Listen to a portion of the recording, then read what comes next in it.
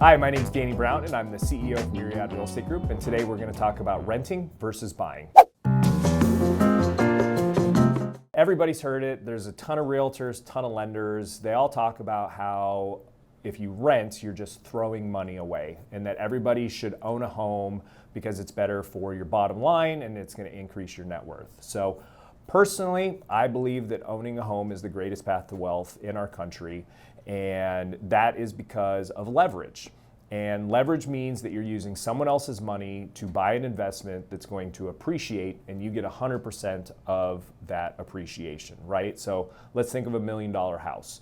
You put $200,000 of your own money in, the bank's going to lend you $800,000 to purchase that home. That home is worth $1 million, right? The appreciation that you're going to earn is on $1 million, not $200,000. If you take that same $200,000, you put it in the stock market, you're only going to earn appreciation on the $200,000. So that's leverage.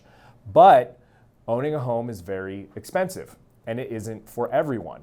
Renting right now is far cheaper than owning a home. So when you own a home, you have the cost to get in, right? You've got your down payment, you've got your closing costs, and it's just very expensive. Then also repairs, maintenance, everything that goes into owning a home. So there's hidden costs associated with owning as well. When you rent, something breaks, you just pick up the phone, call your landlord, your property manager, they come out and they're supposed to fix it.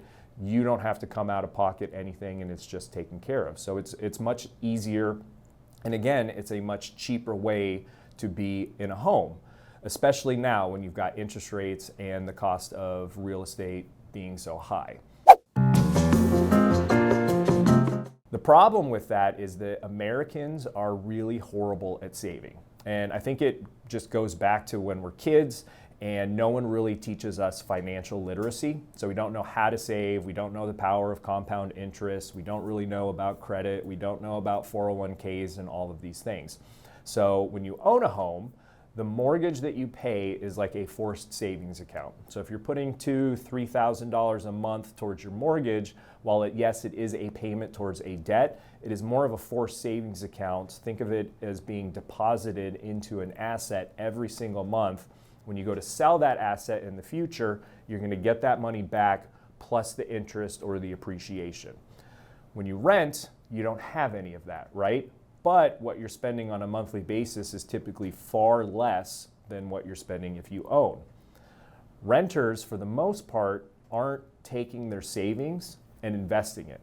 They're buying stuff they don't need, going out, eating out, whatever that looks like. And so that's why statistically people who own a property end up wealthier than those who rent. If you're renting, you're not a failure, right? It's okay to rent a home instead of buy, because again, it's very expensive to do. But it's what are you doing with that savings? You need to be more disciplined. You need to invest it into interest-bearing accounts so that you can grow your wealth in different ways. So the money that you're saving on a monthly basis, not paying for repairs and maintenance to your home, not paying on a high cost monthly mortgage, make sure that you're investing that on a regular basis with that compound interest so that you're planning for the future and still growing your wealth.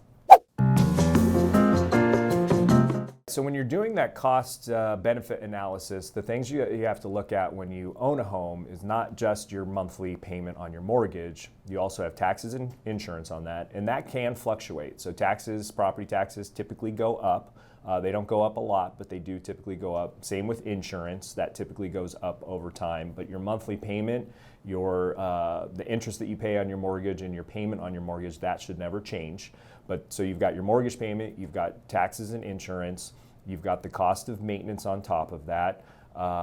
You've got utilities that you're going to pay. So you have to make sure that you're calculating all of those additional costs versus what you spend to rent, right? So with rent, you have your monthly payment, but then you also have utilities. Most landlords don't cover the utilities for you. So you've got water, sewer, trash, power, those types of things associated with renting. You also have renter's insurance to factor in, so you want to do that difference. And there's actually some really good websites that are going to help you calculate that difference. NerdWallet has one, Betterment has one, so you can just go online and kind of Google and see what the difference is going to cost you in today's environment based on today's interest rates between renting versus buying based on the city and location that you're in. I personally believe that owning is better than renting because most of us aren't self-disciplined enough to invest what we're saving when we are renting a home.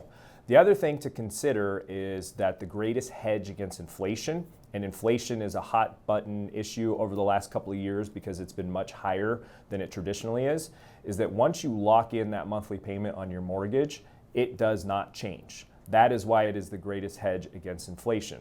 What typically does go up? Well, the cost of money typically goes up every single year. Your wages also go up every single year, but that payment on your house stays the same. So if your wages are increasing 3 to 5%, right, everybody tends to get a cost of living increase. If you bounce around jobs, you're getting pay raises typically.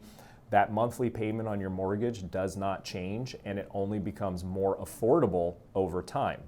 Rent, on the other hand, that is only fixed for the term of the lease. Now, usually rent amount goes up every single year. Now, right now we're in an environment where there's a lot of rentals coming online, and I do think that rental prices are going to come back down. But historically, rent tends to increase year over year, so your payment is only fixed for that one point in time.